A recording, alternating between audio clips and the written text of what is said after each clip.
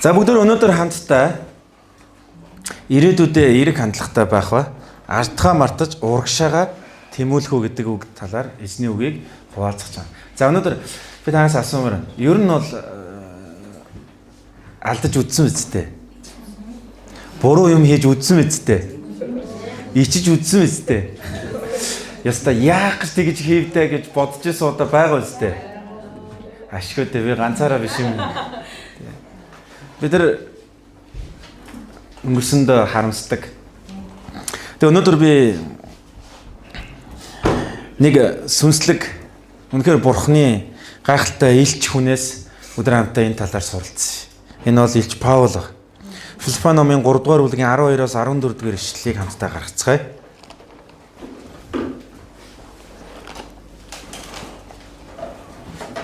Филиппо номын 3 дугаар бүлгийн 12-оос 14 дугаар ишлэл. За манай ирчүүд 12 дугаар ишлэлийг эмэгтэйчүүд 13, 14-ийг хамтдаа уншъя. За ирчүүд бэлэн байна уу? Амен. За хамт уншъя. Би хэдийн олж авсандаа эсвэл хэдийн төгс болчихсондоо бус харин Христ Есүс намайг өөрийн болгож авсан учраас би ч үүнийг өөрийн болгож авахын төлөө урагшилдаг. Эмэгтэйчүүд уншаарай.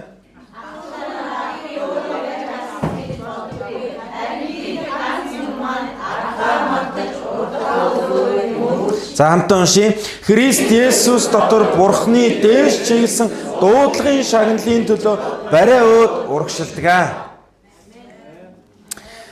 За өнөөдөр энд Илч Паул Филиппочуудад хандан бичсэн загтал дээрээ нэг зүйлийг хэлсэн ба. Би ардхаа мартаж урдах зүйл рүүгээ одоо зүтгэн тэмүүлдэгэ гэж хэлсэн ба. За хараа энэ дэр нэг сонин үг. Би нэг зүйлийг дандаа хийдэг гэж хэлсэн ба. Тэгж аваад 13 дугаар ишлэр ах トゥ нараа би үүнийг өөрийн болгосон гэж бодохгүй байна. Есүс Христ Дамаск явах замд нь Илч Паулыг барьж авсан.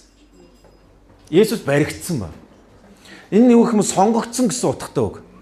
Бид нар Есүсийг сонгоогүй тийм үү? Есүс биднийг сонгосон. Есүс яагаад сонгосныг бол Есүс мэдчихэж байгаа. Тэгэхдээ яагаад сонгогдсон гэдгээ Паул хараахан мэдээгүй гэж хэлж байгаа. Би түүнийг л мэдмээр байна. Надаар дамжуулаад юу хийхийг хүсэж байгаа. Надаар дамжуулаад тэр хэрхэн алдаршихыг хүсэж байгааг би мэдмээр. Энэ бол зорилгын тухай ярьж байгаа. Тэгээд тэр хэлсэн би ганц юм л гэж байгаа. Бүр ингээд өдөр болгон хийдэг ганц юм. Шийдвэр гаргадаг. Тэр нь юу гэх юм бол ардхаа мартаж юу гэж хэлж байна? Урдах зүйлс рүүгээ тэмүүлж хэлж байгаа. Өөр орчуулга дээр бүр юу гэсэн бол зүтгэн тэмүүлдэг гэж хэлсэн байна. Та нарын зарим Библиэл дээр ч юм байна. Бүр урдах зүйл рүүгээ би зүтгэн тэмүүлдэг гэж хэлж байгаа. Тэгвэл өнөөдөр Илч Паул юуг мартахыг тэр үргэлж шийддэг байсан юм бэ? Би зүгээр Үлс номноос бусад одоо эсвүүдээс хэд хэдэн зүйлийг таард хуваалцах. Үлс 8-ийн 1-р ишлэлийг хамтдаа гаргацгаая. Үлс 8-р бүлгийн 1-р ишлэл. Энд дээр ингэж хэлсэн байна.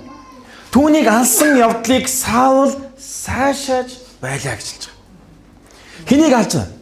Стефаныг хүмүүс чулуугаар шидэж алахыг Саул сайшааж байсан гэж хэлж байгаа. Саул хувцсыг нь хараад зогсож байсан. Гэтэл Саул өнөөдөр Паул болоо тийм үү? Эзний хаанчлалын төлөө хүмүүс сайн мэдээг үргэж аврахын төлөө явдаг хүн болсон. Гэтэл өнгөрснийг нь олон хүмүүс сандаг. Чи ингэж амьдрсан шүү дээ. Чи Стефаныг алахыг сайшааж ирсэн шүү дээ. Тэр өдөр Иерусалим дахь чуулганы эсрэг хүчтэй хавчлаг өрнөв элч нараас бусд нь бүгд Юудэ ба Самарын нутгуудаар тархсан ба. Тэгвэл 8 дугаар бүлгийнхаа 3 дугаар ишлэлийг хараарай. Харин Саул айлаас айлд орж ирэмгүй гэлгүй баривчлан шоронд хийж чуулганыг тарамдуулж байлаа гэж. Вот чуулганыг бүр өстой нэрэ үнэхээр айц төрүүлчихсэн. Энэ хүн хин бэ Саул? Энэ хүн Паул. Өнөөдөр ардхаа мартаж урдах зүйл рүүгээ зүтгэн тэмүүлдэг гэж хэлсэн. Би ганц л юмыг хийдэг. Би ардхаа мартаж урдах зүйл рүүгээ зүтгэн тэмүүлдэг гэж хэлсэн. Тэгвэл та санаж байгаа Филиппо хот бол Паулын хувьд бол үнэхээр бас гайхамшигч болсон, гай дотгорч болж ирсэн. Уул нь бол одоо Үлсийн 16 дугаар бүлгийн эхлүүлээд харах юм бол ариун сүнс түүний үгийг Азад тунгаглуулахгүй байгаар хоригдсан байдаг. Тийм үү? Тэгээд хаашаа явах залбирж байсан чи эзэн өөрийнхөө тэнгэр элч одоо бишээ зүүдэнд нь нэгэн ир босон зогсоод бидэнд ир туслаач гэж хэлдэг. Энэ бол Македони ир байсан. Македони гэдэг бол Филиппой хотод байдаг, дүүрэгт байдаг нэг хот баг. Тэгээд усан онгоцоор тэр холын аян замыг гатлан барин байж Филиппойд очив. Үлсийн 16-гийн 19-с 23 дугаар ишлэгийг харах юм бол ингэж харин түүний эцэд орлого олох найдвар нь өнгөрснийг хараад Паул Силас нарыг барьж гудамж зээл дээр эрх баригчдын өмнө чирж авчран тэргүүн захирагчид аваадсан гэж. Харин бод ариун сүнсээр өдөрдүүлсэн Паул Филиппойд очисон чи ийм зүйл хүлээж ирсэн. Зодсон тэд. Тэгээд чирж аваачаа. Тэгээд энэ юудаа хүмүүс манай хотыг өмөлж ромчууд бидний хувьд хүлээн авч сахихад нийцэхгүй ёс заншлыг тунгаглаж байна гэв. Хурсан олонч тэдний эсрэг босчээ. Тэргүүн захирагчид тэдний хувцсыг хүү татаад саваагаар жанчхыг тушаалаа. Ийхүү зодод занчаад тэднийг шоронд хийж сайдар манахыг хуйгт тушааваа гэжсэн. Филиппойг харах юм бол Паулын хувьд үнэхээр хар дурсамжтай гэмээр газар. Үгээр тэр үгтлээ зодуулсан. Гяндан таягдсан.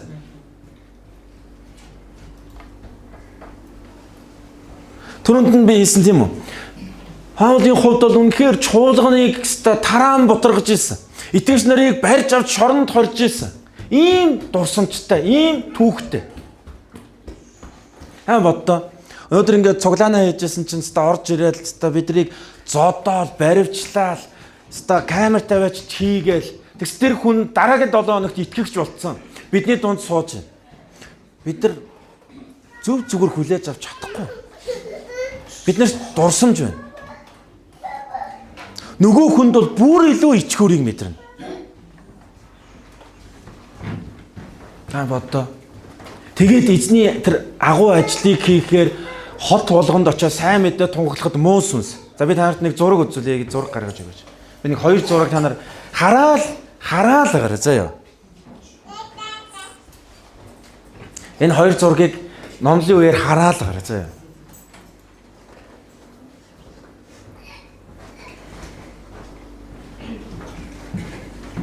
Хэрвээ арслан өвчтөй болох юм бол цөөр чонд идвэл. Окей. Хэрвээ бид нар өнгөрсөндөө баригдаж амьдрах юм бол зүгээр л цөөр чонд ид. Бурхан биднийг юу гэж хэлдэг бол эр хүн шиг бай, хүчтэй бай гэж хэлдэг. Паул яагаад ардгаа мартах ёстой?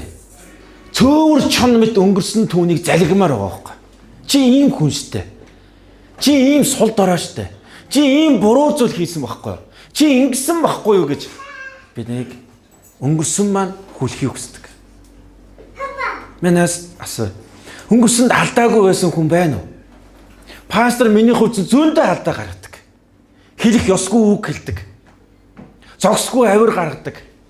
Гэтэ Илч Паулаас сүнслэг тийм ээ эзний илч хүнээс би үнэхээр сурж байгаа зүйл юу гэх юм бол артхаа мартаж урагшаага тийм үл. Юу гэх юм бол босон зогсоод тулалдах байхгүй. Босон зогсоод тэмцэх тухай ярьж байгаа. Тэгвэл Үлсийн 15-ын 36-аас 40-р ишлэгийг харах юм бол Илч Паул бас л нэг таагүй үйл явдал болсон. Үлс номын 15-ын 36-аас 40-ыг харуул. Ингэж хэлсэн.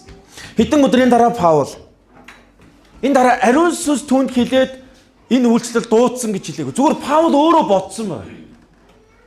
Хэдэн өдрийн дараа Паул эзний үгийг тунхагласан хот бүрийн ах トゥ нар дээр буцаж очин тэд ямар шуухан байгааг нь мэдээ гэж Барнавт хэлв. Нөгөө Тарсад өөрийгөө голоод хинч биш гэж бодож байсан Паулыг хэн авчирж эзний илч болголоо? Барнав. Нэг хүмүүс өөрийнхөө ментортойгоо харилцаа хэцүү болж байгаа. Тэгээ юу гэж хэлж байгаа вэ?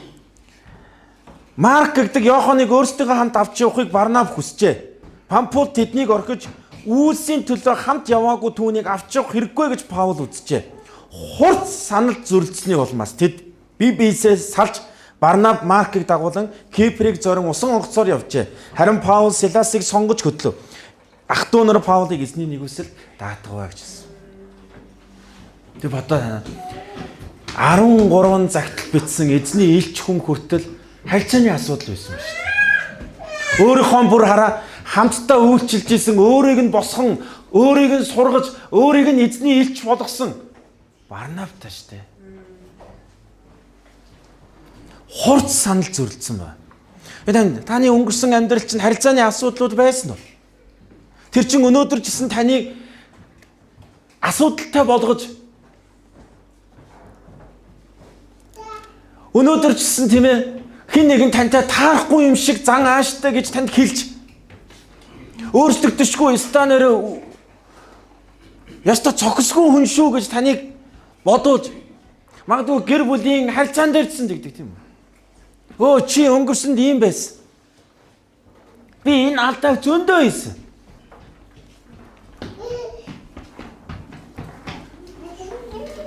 Анаахан би та нараас хүсэж байна. Та нар хүрээ ингэж бол бити зүгээр л хөдөлгөөнгөө суугаарай заа. Хариу үйлдэлтэй байгаарай. Яг энийг зүгээр дотроо ингэ төсөөлөд үзээрэй. Өөрийнхөө ментортой, өөрийнхөө удирдагчтай штэ. Юунаас? Марк замд нь түүнийг орхио явсан байхгүй. Гэтэл Паул цаг хугацааны аясаар тэр төлөвшөж улам Христтэй адилуулахдаа тэр Маркийг уучлсан. Уучлаад нэгэн загтал дээр хүн Маркийг аваад ирээрэй гэж хэлсэн байдаг.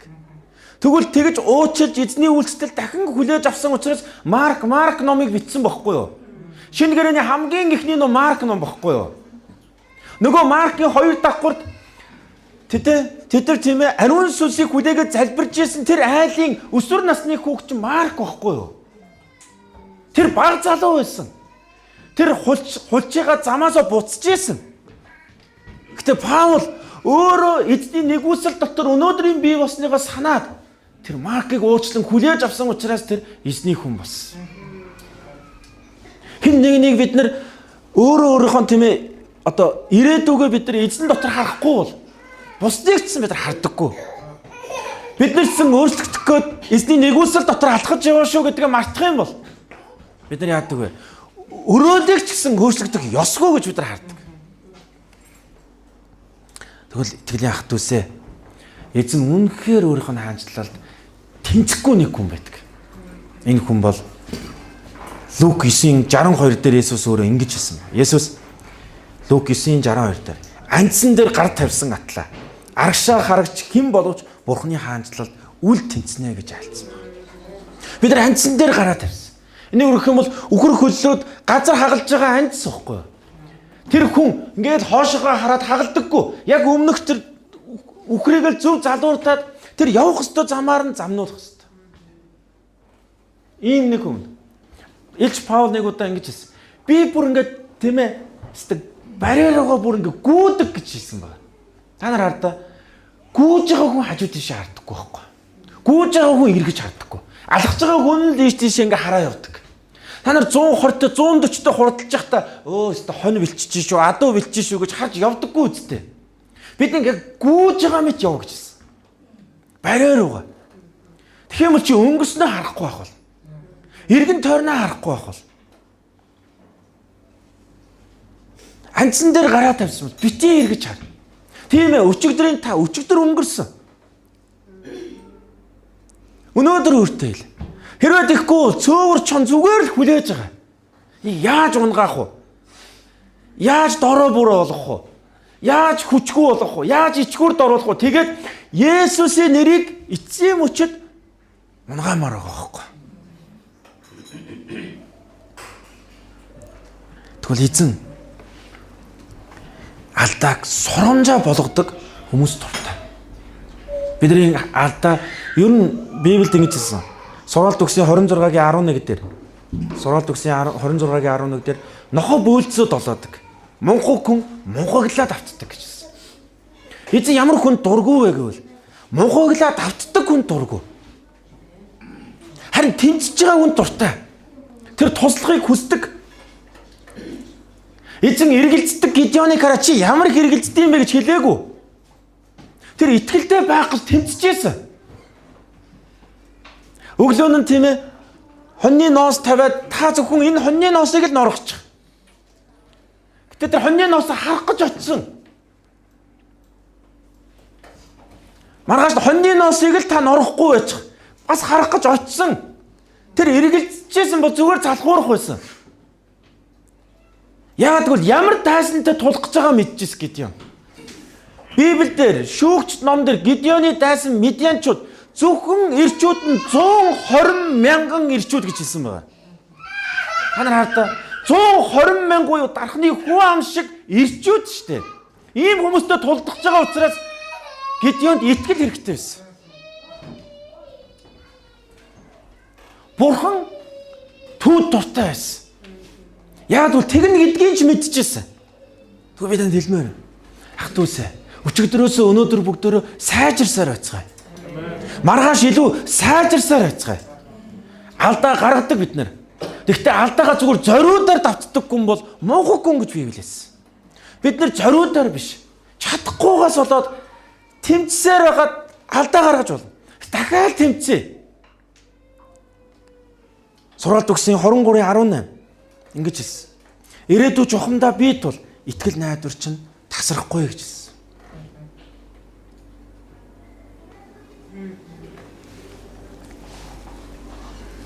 Хандус. Бидний амьдрал бид нар ингээл бүх хүнтэй сайхан эвтэй, аль эсвэл өнгөрсөн маань бүгд сайхан дурсамжтай, ээж автагаа үргэлж сайхан харилцаатай үгүй. Биднийг өвтгдөг, биднийг зовоож идэг, биднийг үнэхээр өнгөрснөө эргээд харахтаа хэцүү болж идэг олон зүйлсүүд байгаа.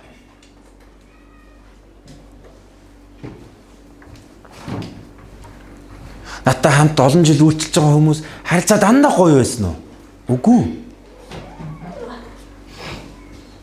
Би харин Бурхны өмнө нэг л зүйлийг хэлдэг.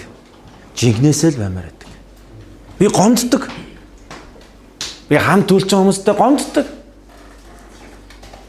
Тэд нэр намайг албаар гомдоосон биш. Би өөрөө гомддог. Тэгээ Бурхны өмнө очдог. Би гомдож байна. Харин Бурхны үгээр босдог. Гэтэ Бурхан шууд заримдаа хэлдэггүй. Хэдэн өдөр өнгөрч иж хэлдэг.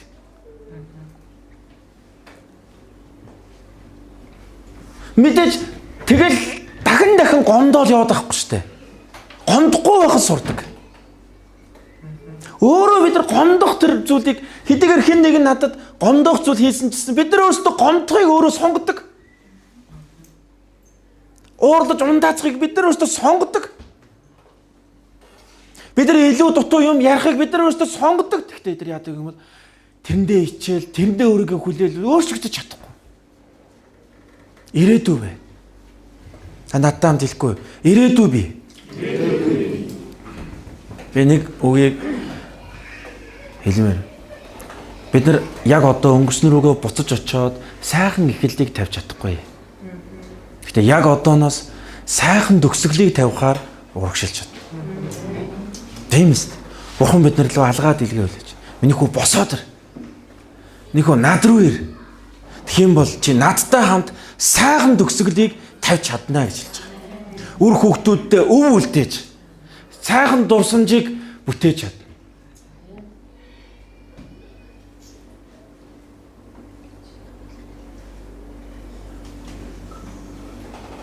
Түүний зургийг гаргаж өгөөсэй гэж үзэж.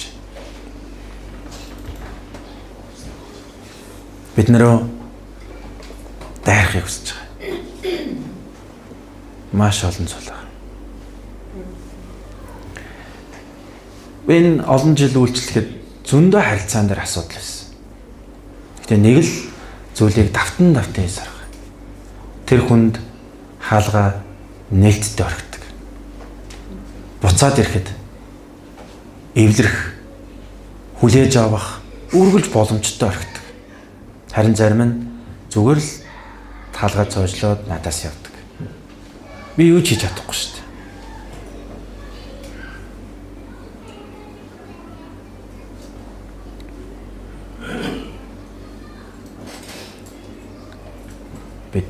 Давид шиг баймаар байна. Өөрийгөө өөрийн бурхнаараа зоригжуулсан Давид шиг баймаар байна. Хүчтэй баймаар байна. Гэтэ нэг бие махбодын юм уу ямар нэгэн мэдлэг боловсролын хүч чадлаар биш. Итгэлийн хүчтэй баймаар байна. Бурханд итгэх хүчтэй баймаар байна. Бурханд найдвараа тавих хүчтэй баймаар байна. Хамтдаа залбирая.